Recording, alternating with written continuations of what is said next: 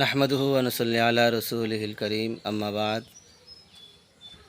প্রিয় ভাই বোনেরা, যারা আমরা ওলামায়ে কেরামদের বিরোধিতা করি, যারা কোরআন হাদিসের বিরোধিতা করি, যারা মাদ্রাসার বিরোধিতা করি, যারা ইমাম সাহেবের বিরোধিতা করি, আমরা একটু এই বক্তব্যটা শুনে নিই। কারণ ওলামায়ে কেরাম হলেন ওয়ারাসাতুল আম্বিয়া।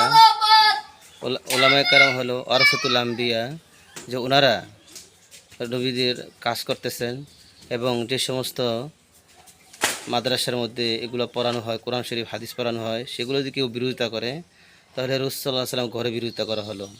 আর রসুলের ঘরে বিরোধিতা করা মানে কি? রসুলেরকে বিরোধিতা করা।